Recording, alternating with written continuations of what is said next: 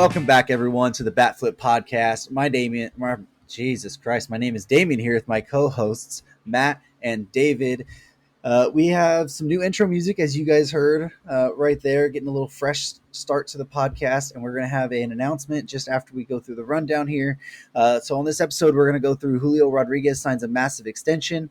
We have some MLB rule changes that are coming to 2023. The minor leagues are good. I had a bit recognized as a union hectic now, day. and then some other Matt, how you milestone doing / injury news. But before we get to all that, how you doing, David?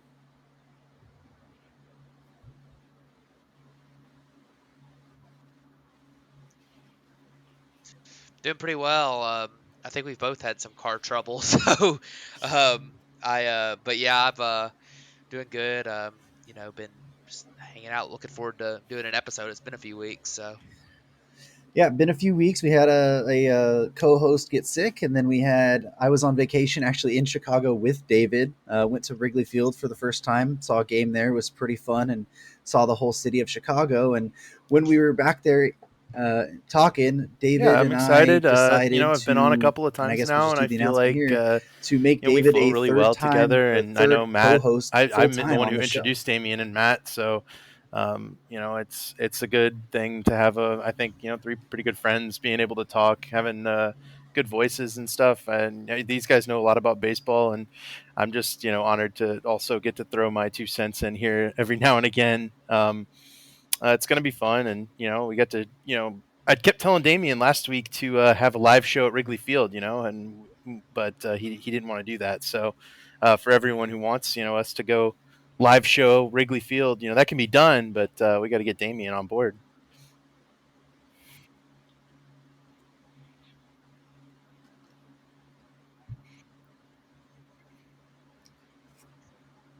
I don't know if you can do a live show from Wrigley since I'm here in California, but the whole plan of this is to have 3 co-hosts where we can be really flexible on schedules, maybe get more episodes out to you guys on weeks where one co-host, can't really do it.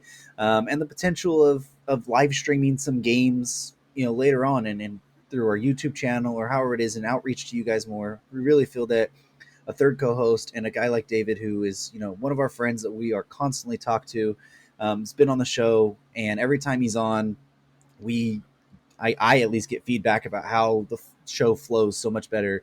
Everyone really enjoys the insight that you bring, the way that you allow the show to flow better for all of us here. And I think, Matt, you kind of feel the same way.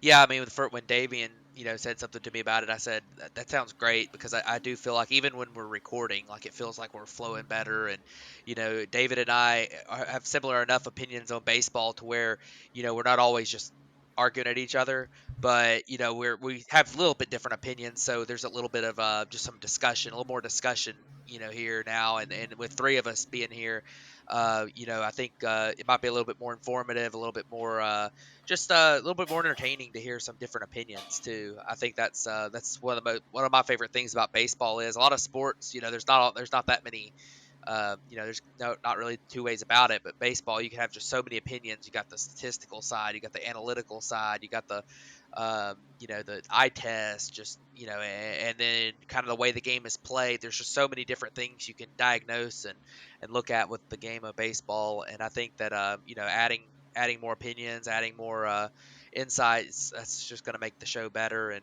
super excited. Like I say, David and I have known each other for quite a while now, 5 or 6 years now. So it's I'm excited to have him on, and it'll be great. I'm looking forward to it. Absolutely, sounds like it will be a good time moving forward. David, I know you got to go. We put Damien's you got the better here, player of the week with your car troubles and everything. It's been a hectic day there, but you got any last second thoughts before you he's on my dynasty for the rest of the episode? But all right, you want to say why? There it is. Yeah, I'm really looking forward to it. I know it's all right. Well, David, thank you so much for making time to go on to this intro, and we can't wait to have you full time on the show starting next week. Kind of relax after what's been a bit of a crazy day, so I'm looking forward to next week.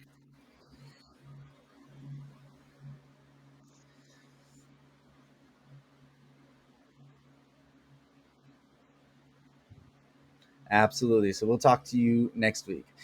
So fun little announcement, Matt, that we had there with David, making him a full time co-host and on the show. And I know it's a lot we've talked about behind the scenes, but let's go ahead and slowly transition our way into what we have to talk about. Since it's been a few weeks, a lot of stuff has happened, and some pretty big items of news here for us. But we'll go ahead and start with the Julio Rodriguez extension that he signed with the Seattle Mariners.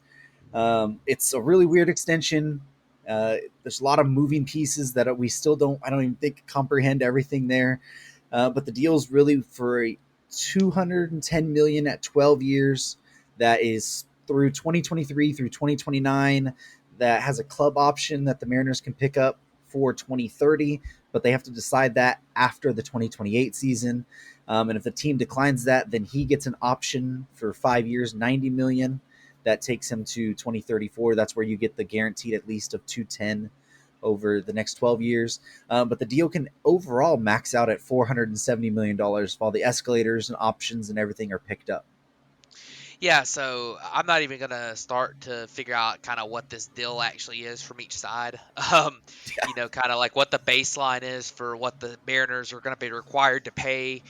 When Julio Rodriguez could become a free agent, I believe is 2028 now.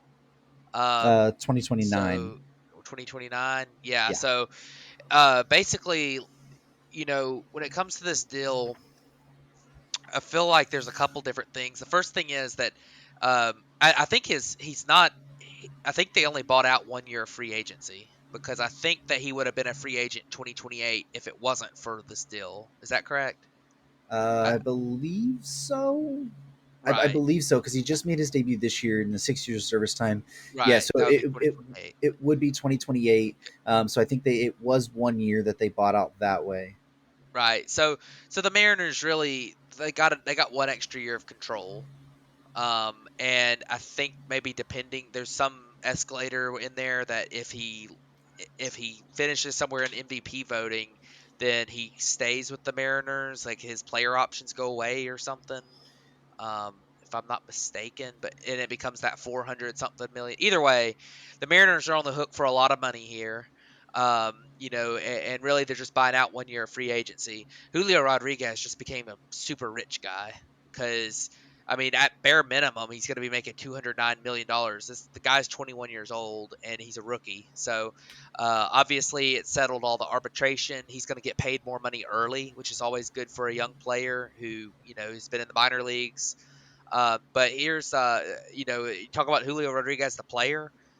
He's been insanely good in his rookie year. I mean, he's in normal years he'd be just easy runaway rookie of the year, but this year he's probably rookie of the year. He's got a little bit of competition with Adley Rutschman's been killing it.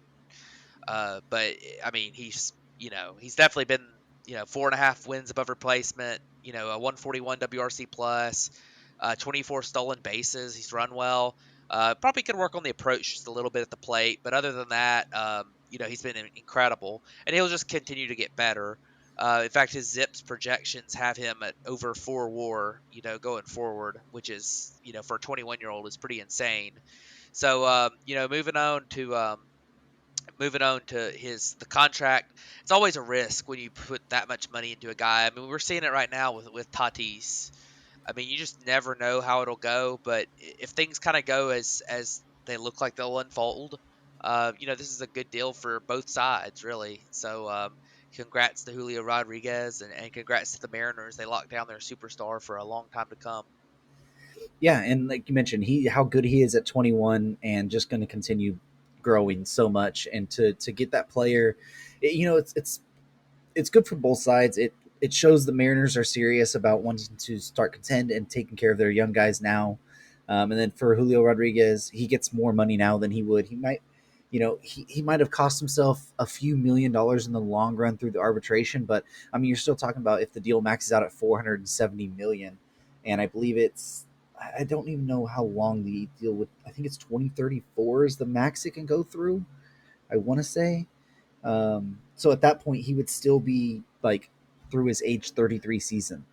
So he could still go out to the market and get, another 4 or 6 year deal. I mean, who knows what we're looking at at that time with the DH and all that stuff, how it prolongs careers. He could still go out and get another $100 million or something at that point. So it's really kind of cool to see a guy. Most of the time these young guys and teams either, hey, we want to wait, we want to play through the arbitration process, we want to keep the lower salary number, we want to just renew the contracts, and when it gets to that arbitration time, then we might talk about a deal there to take away a free agent year and give you some more money that we know what it's going to look like moving forward.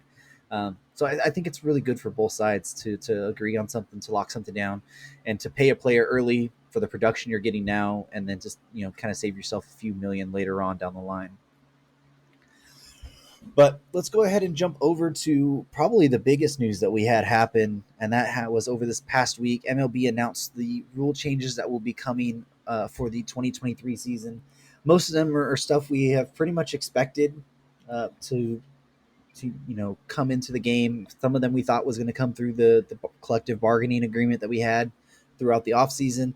But the first one that is or has been confirmed is the pitch clock. So there's a lot of stuff that goes in with it, but initially there will be a 30-second timer between batters. The pitch must be started, or the action within the 30 seconds. Between pitches with nobody on base, there's a 15-second timer. And with runners on base, it would be a 20-second timer. And they have limited pickoffs to 2 times through the at-bat. You can do it a third time, but if you miss it, the player automatically gets to move up to the next base. And there's a lot of other things that have to happen. With the batter has to be in the box at the 8-second mark. A lot of moving pieces there. But the base of it is 30 seconds between batters, 15 seconds with nobody on, 20 seconds with runners on with a during an at bat. So how do you feel the game is going to change with that moving forward? I know we've seen it in the minor leagues so far. Yeah, I don't have a problem with the pitch clock. Honestly, I watch a lot of college baseball too, and they've had a pitch clock for years, and you really can't tell a difference when it comes to, you know, you can tell a difference when it comes to the pace of the game, but like the quality of the pitching and hitting and stuff, it really doesn't make that much of a difference, honestly. I think that in the big league, you hardly ever notice it. I think in the big leagues, there's probably a few pitchers that are notoriously slow that are going to have to adjust, but I think that it's definitely something that's interesting. The the pickoff thing might end up being kind of weird. And honestly, it might be good for the game because it could increase the amount of times someone steals bases. If you got a limited number of pickoff throws, it might make you a little bit more reluctant to throw over. So, because if you throw twice over, well, then they know you're not throwing over unless you're willing to, you know, give up the base if you don't get them out. So, the marathon throwing over 30 times before a pitch, that kind of stuff, not going to happen anymore. Um, I'm sure that there will be some complaints about that from pitchers and from managers and stuff, but and then having the batter, it could affect the game a little bit too with the batter, having to stay in the box because you watch a lot of big games and late games or something, trying to throw off a pitcher's rhythm. How many times does the batter call time? And then everyone's blaming the pitcher for not throwing. Well, the batter keeps calling time. So I think it's probably good for the pace of the game. I think that's probably the most positive move out of the 3 that we got. Yeah. So, and just to clarify the what would happen if you didn't make the timer. If you don't make a timer, it's an automatic ball if you're the pitcher, and if you're the batter, it becomes an automatic strike if you're not within the box on the 8-second mark. In the article I was reading, it doesn't say anything about how many times a batter can call time. So I would assume maybe that's only once per at bat or something. That's something that we'll have to see. I don't know how they all count that. Yeah, and of course that's also to the discretion of the umpire. If Right. the umpire, they might put an emphasis on, you know, if he's got a bug in his eye, let him call time. If he's, if Doing the it to mess with the pitcher. if he's just doing it like 2 or 3, 4 times, then don't let him slow the game down that much. Just let the pitcher throw. Yeah. So Yep. So one of the other rules that we had, because I'm going to save the big one for last one, we've talked about a lot. The second rule that we had changed is that the bases are going to get a little bit bigger. So right now they're traditionally a 15-inch square.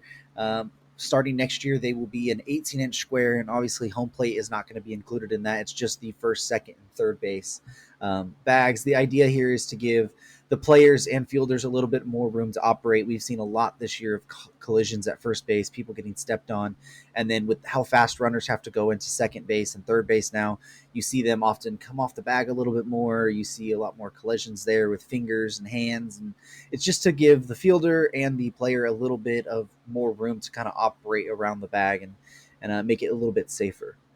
Yeah, I think at the end of the day, you're probably not going to be able to tell too much of a difference with this change either.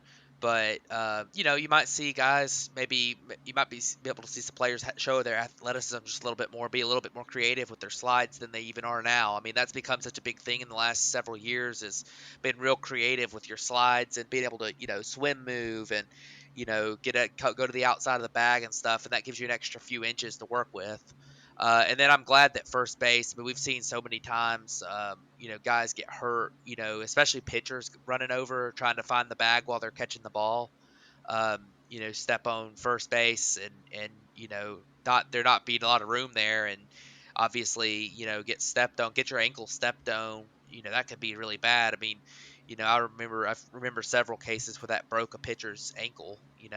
I and that's never a good thing. So, for safety reasons, I think that's good at first base. And then the other two, I think it's more of a competition. Maybe trying to increase the running on the base paths a little bit more. But I think both of those rules kind of encourage running a little bit more, which is really, I think, a good thing for the game to have more stolen bases, have that excitement between pitches.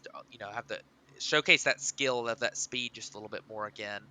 That's something that we've seen go away a lot recently. So maybe bringing that back will be a good thing. Yeah, and part of me actually thinks that this might be a bigger on-field product change than the pitch clock. I mean, think about just the amount of bang bang plays we have happen right now. Like even that, I mean, the 3 inches might not seem like a lot, but when it comes to an instance of, you're consistently seeing between little cleats. I mean, cleats to when the back of the ball hits the back of the glove, the bang bang plays at first base. How quick fielders are going to have to get rid of the ball now. And just runners running down the baseline, steals. I mean, steals would probably be more successful because of both of those, like you mentioned. But it's just going to give those guys a little extra, a little extra bag to get to. I think it might be a bigger on-field change than the pitch clock, honestly, because I think you'll see more people becoming safe on plays, and you're going to see fielders have to rush more and potentially making even more mistakes while trying to hurry up and make that throw for wherever they got to get to. But the last rule change that was announced, at least right now, was one of the ones that's been a hot commodity for many years, and it's the ban of the shift. There's been many different instances of ways that it could have gone. We've saw the minor leagues do that little pie shaped from the back of second base to the outfield. They didn't announce that specifically, but what they did announce is that the shift will be coming in the instance of 4 infielders must be on the infield dirt at all times, and 2 fielders must be on each side of second base at all times. And that's pre-pitch, so obviously they can go out there as as the pitch is happening or whatever. But it won't stop them from using a shallow fourth outfielder or an outfielder. I mean, if you want to bring your right fielder down and have him play that shallow second base, you can always do that, but then you're leaving right field open. No more 4-man outfields and no more 5-man infields, but you're not going to see the second baseman playing in short right field or what you saw a couple years ago with Manny Machado making a catch in the foul line in right field. Yeah, if you're gonna ban the shift, I think this is the way to go about it. I mean, don't make it so complicated with the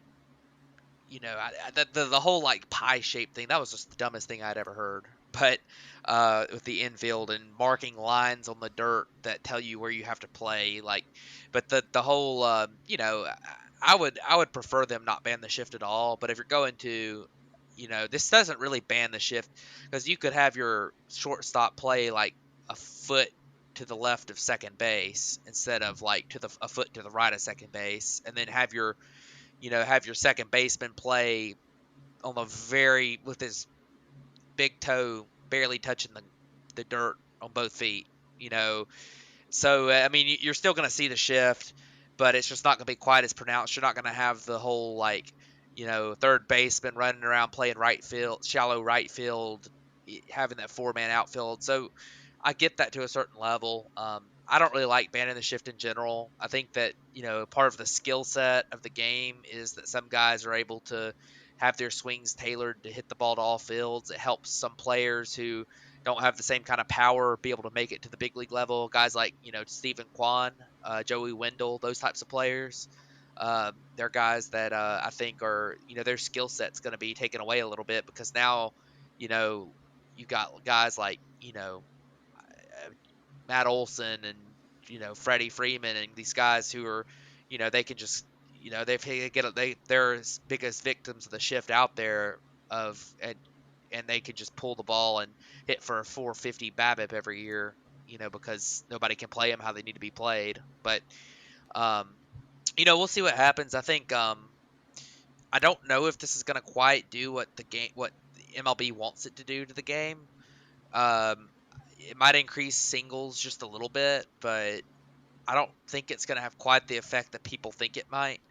But it'll be interesting to see what happens. And like I say, I don't think it's going to I don't think this rule's taken so much away from the way that positioning's already done that it's like unwatchable or anything. I mean, if they were doing the pie shape crap that they were talking about, I would have been really angry about that. But this one's okay for me with the you know, just a real simple rule saying, hey, you need two players on each side and they need to be on the infield. Like that's okay. Yeah, I don't mind the shift right now. I mean, I really don't. To me, it's like you mentioned. I'm fine with players having to learn to hit the ball all over the place, right? if if you were going to do the shift ban, the only thing I don't like about it, right? You can say very easily like, hey, make sure both players, two players are on each side of second base. I don't have an issue with that. My thing is don't tell them they have to be on the infield dirt. If you still want to have your second baseman play in short right field, well, then you're going to lose that positional advantage of having your second baseman play up short. If the chopper happens right there, or they want to do something right, like that should be fine. Yeah. Um, if you still are so hell bent on stopping that lefty, the lefty hitter that it pulls the ball hard through the hole right there, if you're still really wanting to stop that, then you're going to have to lose the advantage of if they can just hit a soft ground ball that way now, and then it's more than often they'll be safe. Yeah, Um, and to go along with your point you're making right now, that takes away for baseball wants to add that speed skill set back into the game on the base paths. They want to add that that ability and that takes away because I mean you can't really shift a fast guy right now in the same way that you can shift like like a Joey Anthony Gallo, Rizzo or yeah, like they're going to shift Anthony Rizzo by playing all their guys in the outfield because they know he can't run. But then when Michael Harris comes up and he's one of the faster players in baseball that pulls the ball on the ground a lot, you're not going to shift him with the guy in the outfield because he's fast. So right? you're not going to throw him out. So that's something that I think that's a unintended consequence of this is that I think that it makes it a lot easier for you know guys. It makes it a lot harder for speed guys to make it into the to have an advantage with their speed. Although like I say, I don't know how many hits a year that really get affected by that. I mean, It, it, it's like it might add 5 hits a year for some players with this change, and it might take away 5 hits a year from other players. I don't think it really makes that big of a difference. Yeah, I mean, it won't make a difference on single player based. I mean, I don't think at least all that much. Like, all you're allowing is you're giving them more of an opportunity that their hard hit balls will be hits. I mean, we primarily see it with lefty hitters, right? Like, we primarily see it with the Joey Gallos, with the Anthony Rizzo, with the Matt Olsons. Like, the lefty power hitters are usually the guys you see this happen. The Jock Peterson. Like, all it allows is those harder hit balls are going to be able to sneak through a little bit more, right? On a player basis, that's really not a big deal. Like you're mentioning, five, I mean, maybe at most 10 hits a year. At most. I think what it does is it is the team aspect that they're looking at. Like, well, if that one player gets on, well, now this player comes up with somebody on base, and if they are, not hitting with the shift either, maybe that adds a 10 hits to them, and then those 10 hits added to 10 hits, that's 20 hits, and then if it's a double, that becomes a run scored. I mean, there's so many there that I could see why they want to do it from a team aspect. I just don't love totally the way of saying, hey, you have to play here, like you have to play this. I mean, I think that's always what I've liked about baseball is you don't have a primary thing of where you have to play. Like it's a set rule that way. It was kind of really open, and I guess now they've just seen that as being a real issue there. But on a grand scale, I don't know how much it's going to change. Single player wise, I think it's going to change more team wide. Is where you're really going to see the change. Yeah. The last piece that we had of really big news, at least, was something we were supposed to talk about a couple weeks ago, where the minor league players were signing a petition to the MLBPA to submit a form to be voluntarily recognized as a union or to unionize themselves. And then over the past week, we had Rob Manfred on one of his media scrums when he was announcing the rule changes for that. Said the MLB will voluntarily recognize the minor league's efforts to unionize with the MLB Players Association, and it will basically allow the MLB to formally collective bargain for the MLBPA to Jesus, I am messing up all day today. It will allow the MLB Players Association to collectively bargain for minor league players moving forward. Yeah, so this is interesting. I think that, well, for one thing, I don't think it's really matters what MLB recognizes because, I mean, like they're gonna have to recognize it, like it or not. I mean, so, but the whole like that this has never been done before with the MLBPA accepting the minor leaguers into their organization, which is something that I think if we remember back, I think I might have criticized. I know I felt this way, but I don't know if I ever talked about it on the show, criticizing the MLBPA for talking all this stuff about trying to help younger players out, and a lot of the moves that they made in the collective bargaining agreement were trying to get free agency where you could make more money. And I said that they really need to focus in on, if to help players in general, they need to focus in on the minor leagues because that's a problem.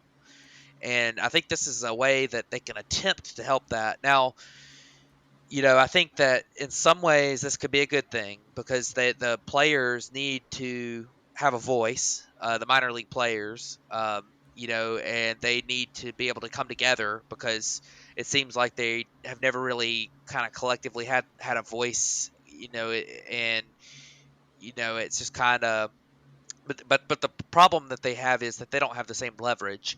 I mean, if you're talking about MLB players have a ton of leverage. A lot of minor league players, there's some minor league players that would have leverage. A lot of really high rated prospects, top rated guys. Recent first, second, third round draft picks. High paid draft picks, high paid international free agents. They're going to have a pretty good voice. But most minor leaguers, I mean, you just look at the sheer numbers are guys who were senior signs out of college and are just playing because they like playing baseball and are making their low amount of money and just trying to make it in the game. And the problem is that they don't have a lot of leverage because the major leagues, I mean, you're already seeing them cut out some minor league teams and cut down on the amount of minor league players out there. And I think that these major league owners are just going to say, when they try to come to the bargaining table, say, hey, we're not going to budge on this because these teams aren't really making us that much money. They're just kind of there. So, all we really need is a developmental league, which we can consolidate again and take instead of having a low A, high A, rookie ball, double A, triple A, have A, double A, triple A ball, and take out a lot of these organizational players. I think that could end up being an unintended consequence where you just lose a lot of jobs in the minor leagues. But we'll see. At the end of the day, I think that it would be really, really, really good if they could find a way to, make some improvements. I mean, my God, these guys, and really from a team standpoint, I don't understand how, if you've got all these top prospects, I don't understand how a team could limit them from it's almost impossible to develop in the types of conditions that they're in. I mean, they cannot focus anything on nutrition. They can't focus on, healthy habits. They can't focus on their training. Like in the off season, they're having to work, an extra job or two because they're not making enough money to support themselves, which takes away from the amount that they could be focusing in on getting better at baseball. Like I don't understand how players develop as it is. And I think that teams that make go on the forefront of this just by choice could end up, helping their organizations out and having better players in general. But either way, I think this will be interesting to see how this unfolds. And the one other thing I'll say too, it's going to be a long time before we see any consequences of this because the way unions work, this announcement happened, but it's going to be like it takes a long time for this to get legally recognized. I know MLB is recognizing it and the Players Association is recognizing it and stuff, but there's a long process to get this to where they even come to a bargaining table. It could be 5 years before that happens. So it's something to look forward to in the future, and it's very important news. And it'll be interesting to see what happens as it unfolds.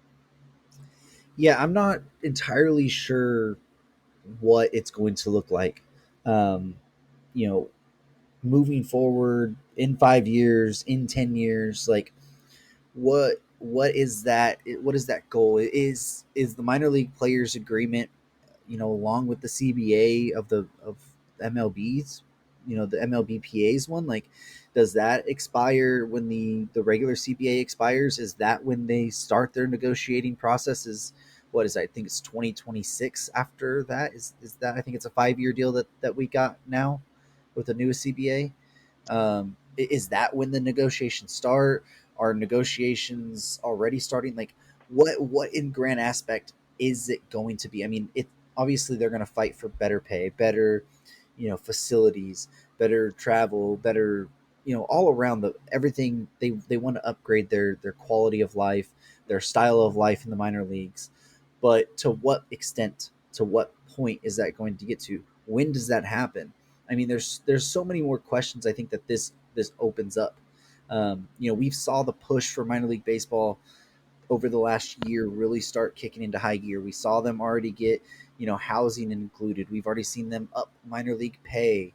Um, we've seen some of the other things that some minor league teams or some major league teams are providing better nutrition options for the minor leagues.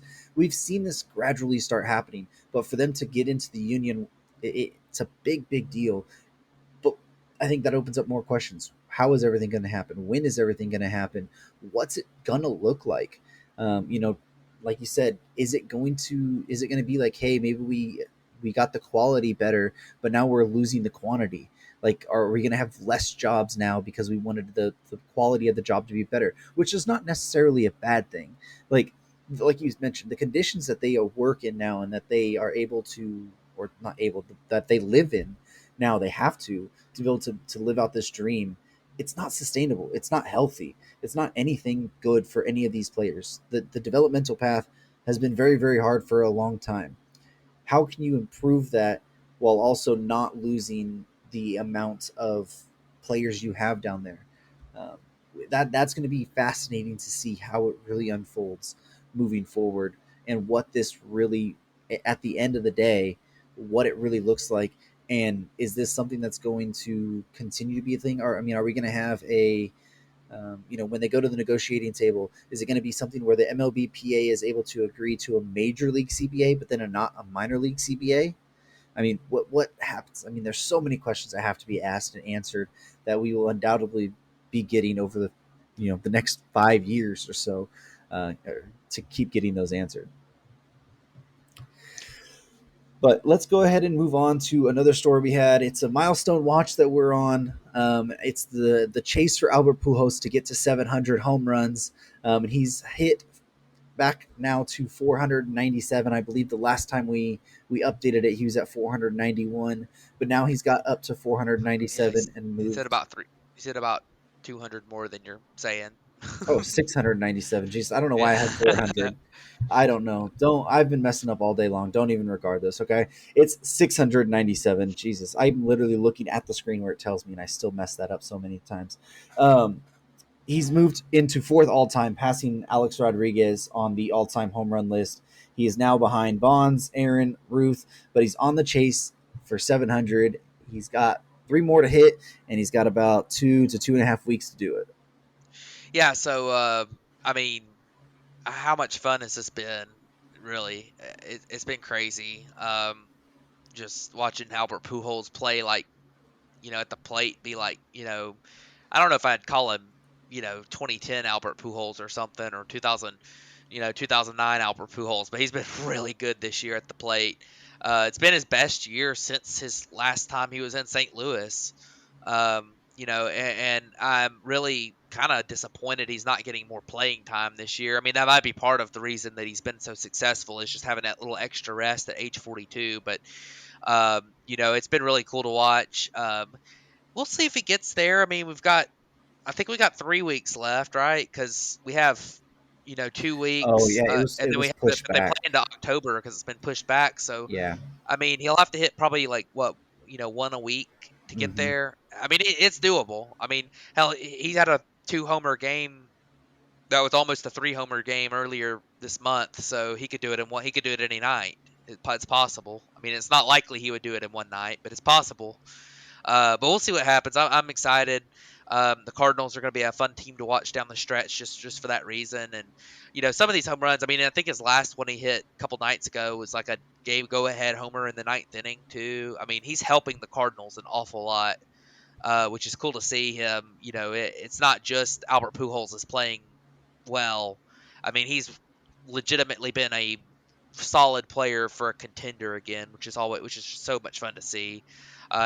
Bringing him back has been everything St. Louis had hoped for this year, and honestly, I know he doesn't want to, but honestly, he could probably play again next year the way he's looked this year. Give it another go if he doesn't get the 700. But if he played next year, he could potentially get to Ruth, but Yeah. I don't think that's going to happen. So No, he's been pretty firm that yeah, this was it for him. Although if you look at the stats for him, if he came back next year as literally just strictly a lefty killer, I mean, this year against lefties, it's been 116 plate appearances. He has three. He's batting 363 with 12 homers. Like, that's really really good. Now, if you go against righties, he's batting 200 with 6 homers in more plate appearances, 171 plate appearances. yeah, Like, he's still really good against lefties. I mean, he can still get the job done. He can hit the occasional righty if you miss an off speed pitch to him. He struggles to catch up to the fastball, especially against righties, to this day still. But I mean, man, it's there was a long time there where throughout the season that I didn't think it was even feasible that he would get there. Now looking at it and like, hey, you need to hit like one a week. I mean, you could really see that. I mean, you really could, especially even if he gets hot and has a 2 homer game or a 2 homer week. I mean, then it gets really easy at that point.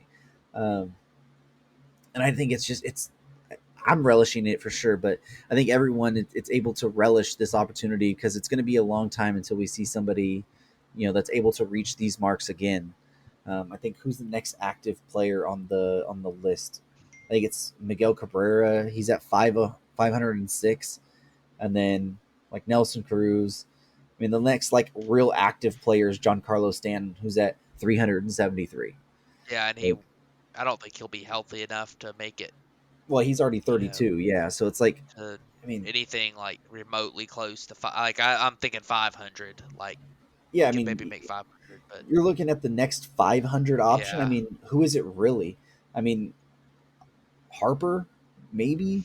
I mean, I mean Arenado's Stanton could get there. he could. I I mean, mean, he could technically get there, yeah, but I don't know. There's a lot to be said there, but it's just I'm relishing every opportunity we get to watch Albert Pujols right now because it's been 100%. legitimately fun to watch him be kind of rejuvenated in St. Louis and know that maybe the rejuvenation is knowing that this is it and having more fun on each day, and being back there with Yachty and Adam Wainwright, who were staples of that franchise for so long. Yeah, 100%. And one other, just while we're talking about milestone updates, we could end up having a fourth member of the 700 home run club, and I believe what would be the fifth member of the 60 home run club. 5th or 6th, Yeah. because Aaron Judge is now at 57. He's hit 2 homers tonight. So Yep. he's only got to hit 3 more to get to 60 on the year, and he very well could break Maris's Yankee record, which some people believe is the record, but I don't really, in the record books it says Bonds, so I think you go with Bonds, even if you might not like him, which I don't like him, but even if it's still, that's what the record book says. But Maris's record does hold a little bit more credence to just a team record than a typical just team record would. So, but yeah, that was something else kind of to throw out there while we're on the talk about the milestone home runs. So Yeah, absolutely. Because Judge has been on fire, yep. and it would be really cool to if he was able to hit that 62 or 63 homer mark and either tie or break the record of Roger Maris. But let's go ahead and jump over just a couple other little injury news things that we'll hit on, and then we'll jump to player of the week and wrap the show up. The first one being that Justin Verlander went to the IL with a calf injury a couple weeks ago. Sounds like he's starting to ramp his way back, and he might even be back within the next week or so. And then the other injury news is that Tony Gonsolin went to the IL with a right forearm strain for the Dodgers. I believe that was 2 weeks ago as well.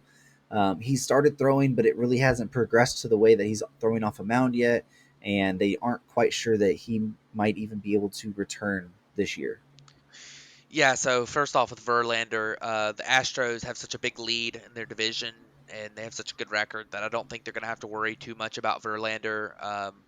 Just make sure he's fully ready to go. I would definitely try to get him 2 or 3 starts to kind of get back into a rhythm before the postseason, but just be cautious with him because you don't want a 39-year-old, any 39. You Yeah. don't want him, re-aggravating an injury that you don't really need to push him on right before the playoffs. So, that's definitely something I'd be cautious with him a little bit. And then, I mean, for Gonsolin, that hurts the Dodgers not to get him back. He was having a great year. I still don't think he's one of their top pitchers, but the Dodgers rotation is a little bit concerning because we've talked so many times about you just don't know what you're going to get from Kershaw with his injuries and he's had, and with Gonsolin out and Bueller out, and I know Dustin May's come back and I think he's looked pretty good, but Yeah. you know, you're missing a couple of those top end guys that you had. So I don't worry that much about the Dodgers because they're so deep and talented and they're really good. But you do, worry just a little bit about the rotation going into the postseason. I mean, if they end up having to play a 5-game series against New York or something, and you've got Urias versus DeGrom, and if Scherzer comes back, you've got Scherzer against, you know, I guess Dustin May would be their second guy. So Kershaw would be. or Kershaw if he's healthy. Yeah, I mean, you're starting to worry just a little bit about it. So, but we'll see what happens. I definitely think the Dodgers will be okay, but it does. Those injuries have piled up in their rotation. So, Yeah, it has been. And then, with Tyler Anderson's been a great story, but losing Bueller, losing Gonsolin if he's not able to come back. I mean, Gonsolin's been really good this year. I mean, even being a 3 starter in your playoff rotation, I mean, you take that from him. And then, what you've had to do with limiting Andrew Heaney some, who's looked really good in his time when he's pitched, but you have to limit him to keep him healthy. Um, it is a bigger concern there, but mentioned the team so deep, and there still is time for Gonsolin to come back. I mean, it has been a couple weeks. He has thrown at least, just not off a mound yet. So it's just one of those like take it day by day and see where they go and see how it is because he could still potentially even come back without having to do any rehab stuff. But for on the Verlander side, that's a big piece for the Astros. He is their ace. He is their horse, the top of the rotation guy there. That you really need to be back if you want to make your deep run into the playoffs. He's the guy who, on the big game, you're going to put for Justin Verlander out there. He's looked phenomenal coming off the Tommy John surgery at age 39, a calf injury. It doesn't seem like it would be a big deal. Glad it's not anything to do with the arm. If you let it rehab some, take it slow on him, even if he makes one start before the postseason. I mean, to see what Verlander's done this year coming off Tommy John at 39, I have no worries about even if he doesn't pitch until the postseason again right now that he'll come out and be just fine.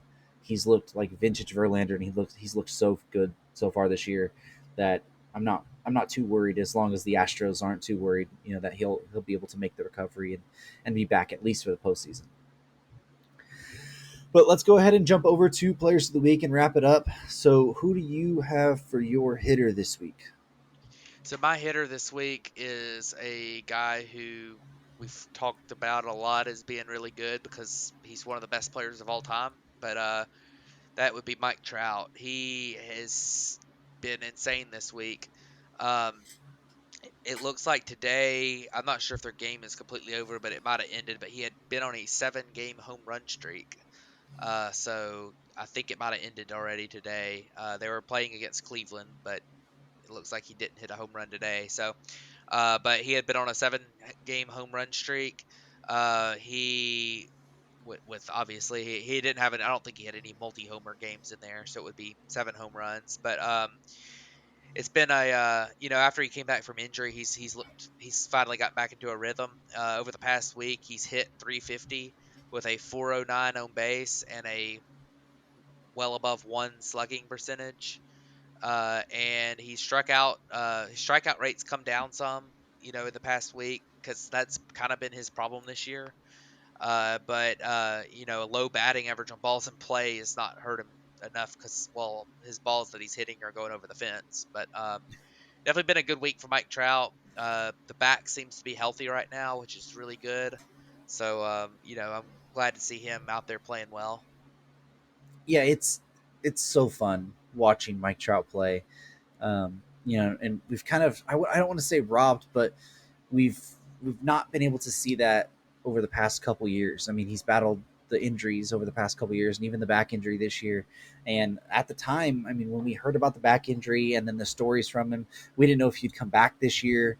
We didn't know if he was going to come back at all. I mean, there was fear for a little while that it was going to be a career-ending back injury, and to see him able to come back and deal with what he's had to deal with through that and play just as good as we've ever seen Mike Trout play, and look just as athletic, and look like everything's still there. The burst of speed, the power, the eye. I mean, everything is still there. It's not like he's having to sacrifice anything to make this happen.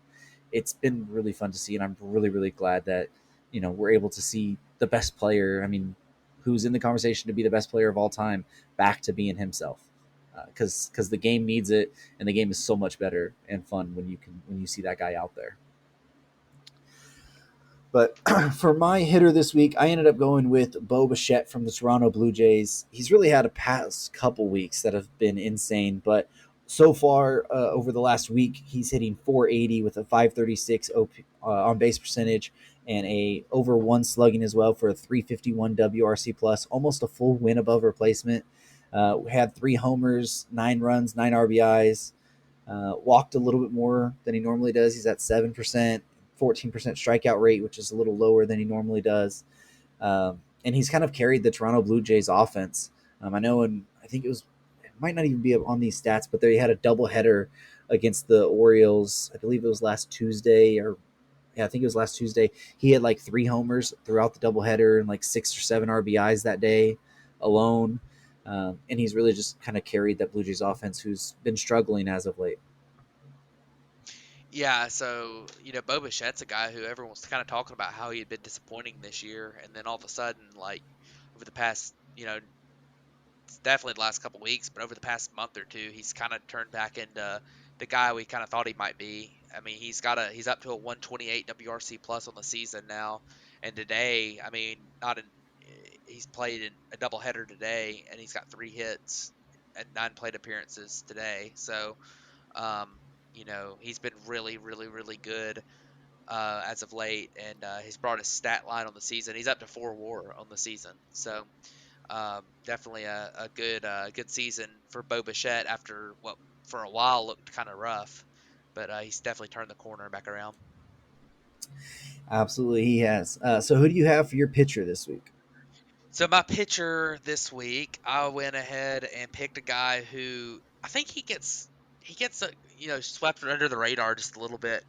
He had, in 2020 just had an insane season in the shortened year and won the Cy Young.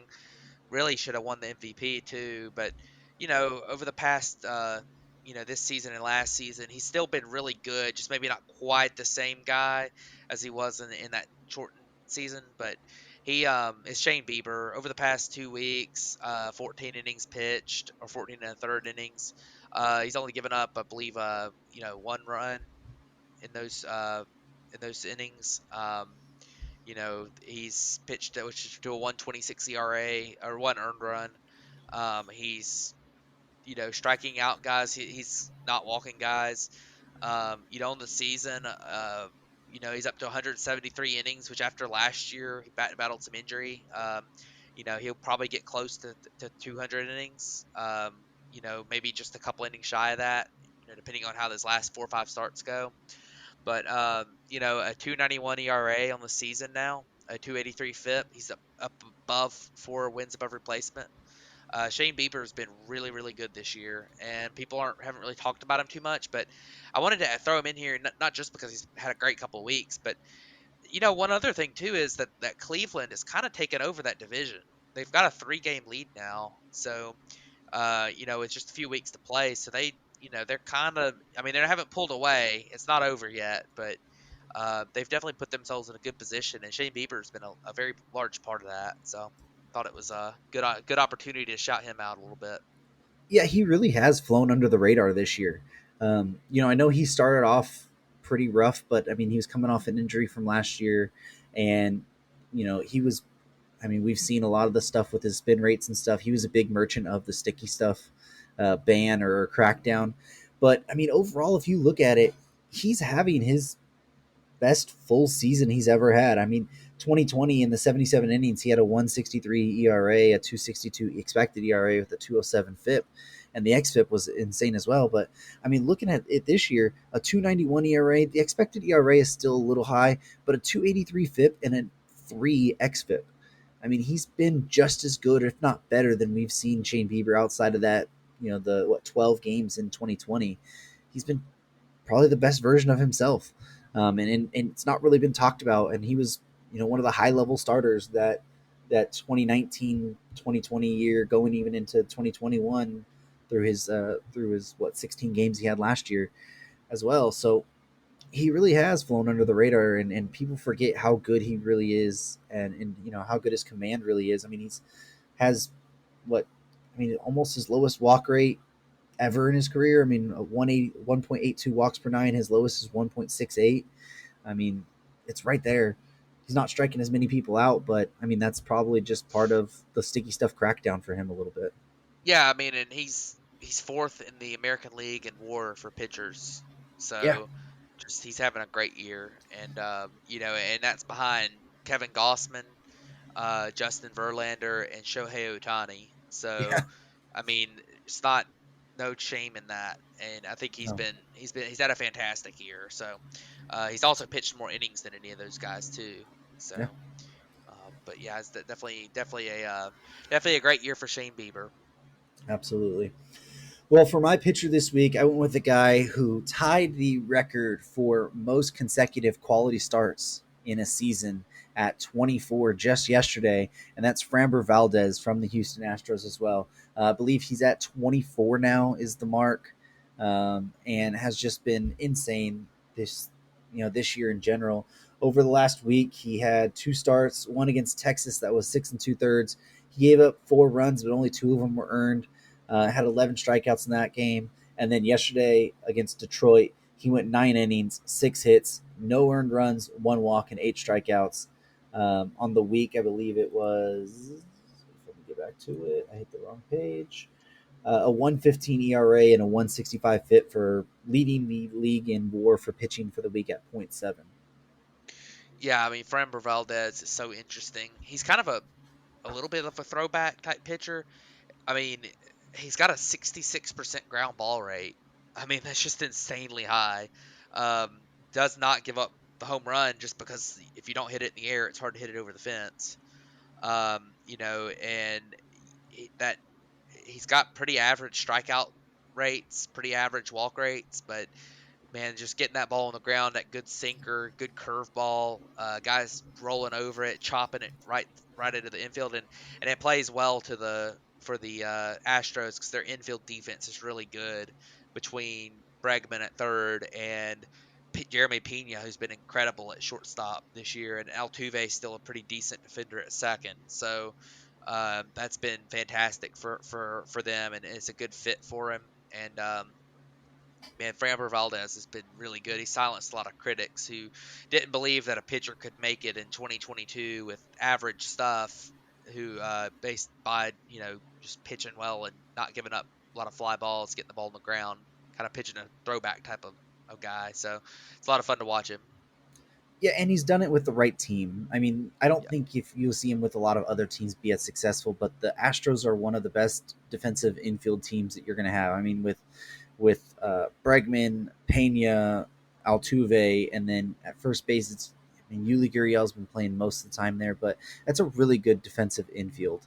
And if he were to go to, I don't know, I mean, if you were to see him in Detroit or in Kansas City or one of those other places, I'm not sure you get the same production out of him. I mean, you have to have a strong infield defense, and the Astros have been on the forefront of that, on the forefront of the shifts and the analytical moves there, and they've played a lot into that, and it's really helped a guy like Framber Valdez take that extra step forward, because he's a guy who for a couple of years, I mean, he looked pretty good the last couple of years, but he didn't look near this level. And he's been a guy who you can look at and say he's probably a top of the rotation starter. Now it'll be interesting to see how that plays once you get into a postseason series, because usually in the postseason you see the high strikeout guys kind of take over, and dominate there, where the guys who limit the hard contact but get don't strike out as many people, and the high velocity guys, they usually tend to falter a little bit in the playoffs. But I mean, you could still see a guy like Framber be very successful moving forward. yeah. But anything else you wanna wrap up on before we wrap up the show? Not too much. Just again, I want to reiterate that excited about adding David to the show full time. That'll be exciting, and in the baseball world, just got about 3 weeks left. Going to be an interesting 3 weeks. I think that a lot of the divisions are pretty well in hand right now. I haven't really looked, you know, at least the last few minutes, or last day or two. The AL Central still a bit of a battle.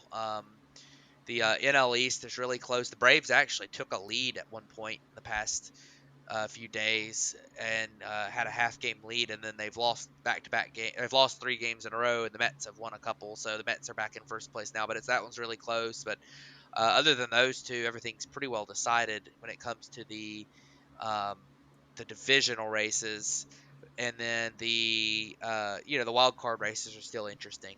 But we'll definitely have a little bit more discussion on that front next week.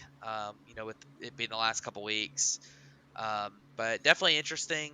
It's been a fun season. Maybe in the next couple weeks we can discuss a little bit of our potential, award type guys, a little bit too, depending on what all other news might come out. So, but we'll see what happens, and just it's gonna be a fun finish to the season, and we got postseason baseball here in just a few weeks, so it'll be an interesting postseason. Can't believe it's already here. Yeah, it's really flown by this year. The division races are wrapping up. We'll start seeing clinch scenarios, and clinches start happening. I believe last night the Right. Dodgers clinched a postseason spot. They'll clinch So tonight if they win or the Padres lose. They'll clinch the so division. so it was interesting last night. I know you probably watched the Dodgers game, but they came out today and said actually they didn't clinch. No. They hadn't clinched on Sunday Right. when they Oh thought yeah. they clinched, but they Okay, clinched that's last what night. it was. Gotcha. Yeah, yeah. I got the days. It was said that they clinched on Sunday, and then it was a weird scenario where like if they lost every single game, the Cardinals had to go like exactly like 13-7 the rest of the way. The Yeah. Brewers had to go like exactly. There were so many. It was literally like a 4-way scenario that would have to Right. happen, that they But would have lost a tiebreaker in the wild yeah. card. But it's not a Um, clinch. it's not a clinch. But they did clinch last night, and their magic number's 1 for the division, so that should happen by the time we talk next week. Yeah. In fact, I think they're ahead already tonight. So Yeah, Gallo hit a 2-run homer already. yeah. So, Yeah, but I mean, very excited to bring David onto the show full time now. It's been something that we've kind of discussed, beforehand. I mean, David was even one of the ones that I was talking to when we originally had this idea of making a podcast, of having him on as the co-host, and it just didn't work out at the time. Now it's worked out that we can have all three of us on, and I think it's going to be a very big addition moving forward. I think it's going to add a lot content wise. I think it's going to open up a lot of different options for us moving forward as a show, and the opportunities that we're going to have moving forward with that. And what else that brings, we'll see. But it's a very exciting step, and I think it's a massive change for the show moving forward. And I couldn't be happier to have David on and to have Matt still with us.